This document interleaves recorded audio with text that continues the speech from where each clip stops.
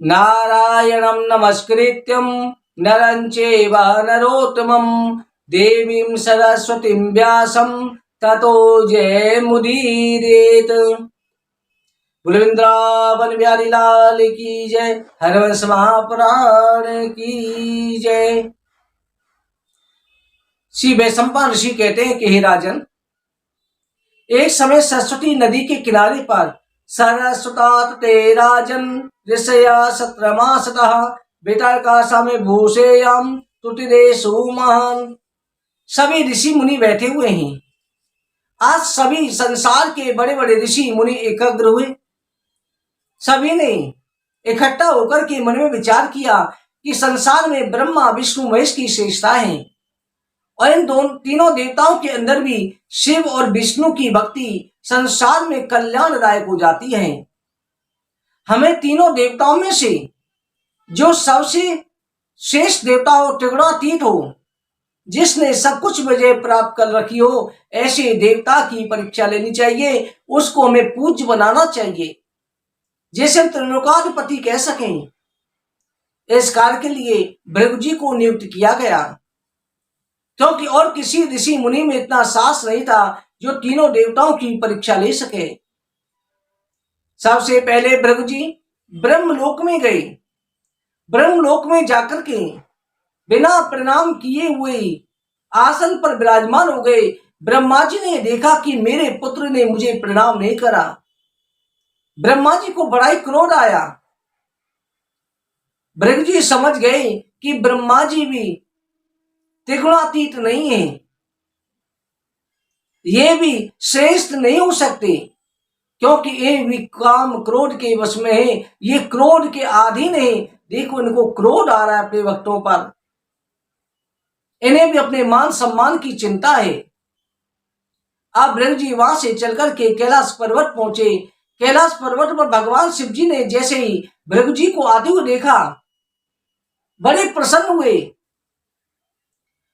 और भक्त को गले लगाने के लिए भगवान शिव जी ने हाथे फैलाई, भुजा फैलाई कि आओ मेरे भक्त, आओ भृगु जी, आपका सम्मान है।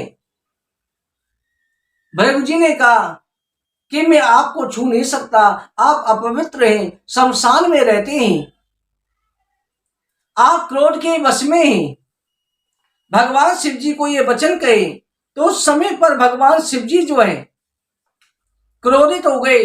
भगवान शिव जी ने त्रिशूल लिया और त्रिशूल लेकर के भृगु जी को मारने के लिए तैयार हुए। उस समय पार्वती जी ने किसी प्रकार से भगवान भोलेनाथ को शांत कराया कि आप इसे क्षमा कर दें।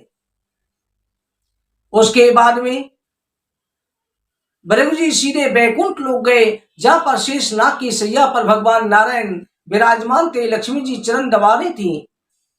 भगवान के चरण इतने कोमल थे, लक्ष्मी जी दबाती आराम से सोच रही हैं कि कमल से भी ज्यादा कोमल हैं। भगवान ने अपने नेत्र बंद कर रखे थे। भृगु जी ने जाकर के सीधी लात भगवान की छाती पर मारी। वृक स्थल पर जैसे लात मारी, भगवान की आंखें खुल गई। भृगु जी ने देखा कि अवश्य क्रोधित होंगे। लक्ष्मी जी को बहुत क्रोध आ गया, परंतु भगवान जो है भृगु जी के चरणों में गिर पड़े, कहने लगे, हे ब्राह्मण देवता, आप मुझे क्षमा कर दें।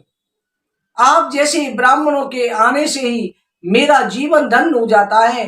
आप ब्राह्मण के चरण मेरे वृक स्थल पर पड़े, मेरा जीवन धन्य हो गया। अत्र शयानम तत्रापि शिवमुत्सर्गे तत्रापि विख्यसिः मर्मस्थाने तत्रापि पदः हस्तनेत्रं पदाश्च प्रकाश दर्शतः। हे प्रभु, हे ब्रह्मा देवता, आपके चरण बड़े ही कोमल हैं और मेरा हृदय जो पत्थर के समान, वज्र के समान कठोर है। काम में कठोर हृदय, काम पे चरण कोमल। इतना कह करके भृगु जी को सिंहासन पर बिठा करके भगवान चरणों को दबाने लगे, सहलाने लगे। आज भृगु जी की आंखों में आंसू आ गए कि मैंने प्रभु को लात मारी, फिर भी प्रभु मेरे चरण दबा रहे हैं, मैं चरणों को सहला रहे हैं। कह रहे कि आपके चरण में कहीं चोट तो नहीं आ गई। हे प्रभु, आज से आपके चरण चिन्ह हमेशा मैं अपने वृक स्थल पर धारण करूंगा। इस चरण चिन्ह को कभी भी जो आपने धूल लगे हुए चरण चिन्ह मेरी छाती पर मारे ही आज से ये छप जाएंगे। किसी भी अवतार में इन चरण चिन्हों को मैं मिटा भी नहीं चलूंगा, ये मेरे शोभा बन जाएगी। युगों युगों तक ये चरण चिन्ह जब तक सृष्टि रहेगी मेरे हृदय पर छपा रहेगा। इसलिए हे भगवान, जिससे मुझे ज्ञात रहे कि आप जैसे श्रेष्ठ ब्राह्मण भगवान के भक्तों का मैं कभी अपमान ना कर सकूं, ये चरण चिन्ह हमेशा मुझे याद दिलाता रहेगा। ब्राह्मण शरीरोस्मि, आप जैसे तपस्वी श्रेष्ठ ब्राह्मण मेरा शरीर है। भृगु जी की जब ऐसी प्रशंसा करने लगे उस समय लक्ष्मी जी को बड़ा क्रोध आया।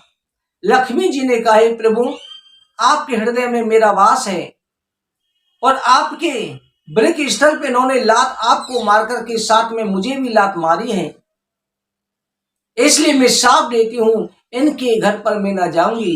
साची कहूं नाथ ब्राह्मण के द्वार ना जाई हूं, चाहे शूद्रन के द्वार पर जिंदगी बिताए दूं।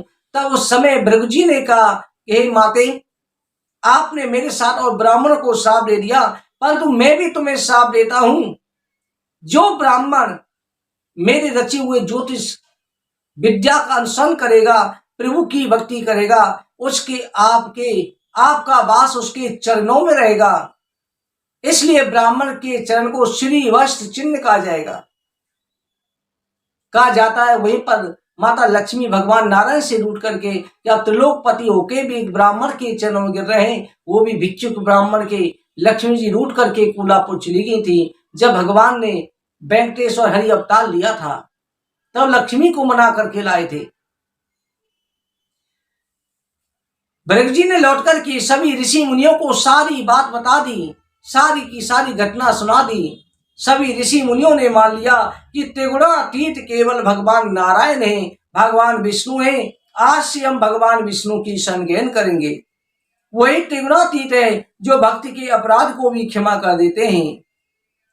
ब्रह्मा शिव की आकर्षण का भी नहीं समझना चाहिए। इससे ये नहीं कि शिव और विष्णु या शिव जी या ब्रह्मा जी भी भक्त की रक्षा नहीं करते, शिव जी रक्षा नहीं करते, परंतु भगवान विष्णु त्रिगुणातीत कहे जाते हैं। इसलिए उच्च कोट के परम वैष्णव शिव जी हैं। शिव जी ने ही ये लीला करी थी। शिव ही विष्णु है और विष्णु ही शिव है। द्वारकापुरी में एक ब्राह्मण रहता था। उस ब्राह्मण के बच्चों जन्म लेते ही बच्चे की मृत्यु हो जाती थी। वो लाकर के बच्चे के शव को भगवान कृष्ण के दरवाजे पर रख करके चला जाता कि पापी राजा के रहते हुए सब कुछ होता है। एक दिन वो 9वें बालक के समय पर जब आया और आकर के अपशब्दों का वर्णन कर रहा था, वहीं पर अर्जुन भी उस समय आया था। उसने कहा कि लग रहा है कि द्वारका में कोई भी नहीं रहता जो ब्राह्मण के बालक की रक्षा कर सके। ब्राह्मण से कहा, हे ब्राह्मण देवता, आपके 10वें बालक की रक्षा मैं स्वयं करूंगा। अर्जुन ने कहा कि अगर मैं रक्षा नहीं कर सका तो मैं अपने प्राण अग्नि में जला करके भस्म कर दूंगा। अर्जुन ने बाणों से ब्राह्मण के सूत का ग्रह का जब ब्राह्मणी को बालक 10वां होने वाला था, एक पिंजरा सा बना लिया जिसमें वायु भी प्रवेश नहीं कर सके।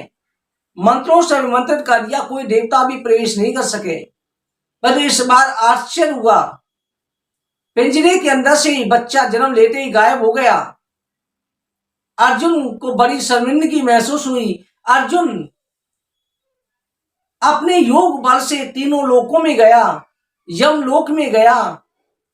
यमलोक में जाकर के यमराज से युद्ध किया, परंतु यमलोक में भी अर्जुन को ब्राह्मण के बालक दिखाई नहीं पड़े। यमराज ने कहा, अर्जुन, यहां भी मेरे पास में वो ब्राह्मण के बालक नहीं है। त्रिलोकी से लौट करके अर्जुन वापस आ गया। अर्जुन ने एक अग्नि चिता तैयार करी, उसमें भस्म होने के लिए जैसी चढ़ा, भगवान श्री कृष्ण ने आकर के अर्जुन का हाथ पकड़ लिया। कहा कि अर्जुन, तुम मेरे साथ चलो, अभी तुम्हें पराजित नहीं होना चाहिए। भगवान अर्जुन को लेकर के रथ पर सवार होकर के श्वेत द्वीप की तरफ चले। दिव्य रथ से, जो उड़ने वाला रथ था, उसे जा रहे हैं। आगे जाकर के 7 लोकों को पार करके एक अंधेरी सी गुफा में प्रवेश किया। समुद्र के अंदर अंधेरा अंधेरा था। जहां पर सुदर्शन चक्र आगे रास्ता बना रहा है, वहां आगे जाकर के देखा भगवान कृष्ण के समान ही सकल सूरत का एक 18 भुजा वाला महाविष्णु खड़ा हुआ है। उस भू विष्णु को भगवान श्री कृष्ण ने अपने उसी स्वरूप को प्रणाम किया, अर्जुन से भी प्रणाम करवाया। उस महाभू विष्णु ने कहा कि हे श्री कृष्ण, हे अर्जुन, तुम मेरे ही अंश हो। ये श्री कृष्ण साक्षात मेरे ही स्वरूप है अर्जुन, मुझ में और कृष्ण में अंतर नहीं है। तुम दोनों से मिलने के लिए ही ब्राह्मण के बालकों को मैंने चुराया है। ये देखो मेरे पास में ब्राह्मण के बालक विद्यमान है। विराट विष्णु के स्वरूप को देख करके और कृष्ण जी की शकल उसमें देख करके अर्जुन को हो गया कि कृष्ण ही साक्षात नारायण है, विराट पुरुष है। ब्राह्मण के 10 बालकों को लेकर के अर्जुन वापस आया, ब्राह्मण को बालक सौंप दिए और भगवान श्री कृष्ण के चरणों में गिर पड़ा। प्रभु, आपके बल से मैंने महाभारत का युद्ध जीता था, आपको बारंबार नमस्कार है। इस तरह से भगवान ने अर्जुन का भी अहंकार दूर किया, ब्राह्मण के बालकों की रक्षा करी। इसी प्रकार से प्रत्येक भक्त के जो सिद्धा भक्ति के साथ में इस कथा का श्रवण करता है, उनके बच्चों की रक्षा होती है, उनकी संतानों को दीर्घायु होती है, गर्भ रक्षा होती है, उनको निसंतानों को संतान की प्राप्ति होती है। ये चैत्र संतान की प्राप्ति कराने वाला है। भक्तों, आज की कथा के विश्राम करते हैं। वृंदावन बिहारी लाल की जय, हरवंश महाप्राण की जय। जय जय श्री राधे, जय जय श्री राधे, जय जय श्री राधे श्याम।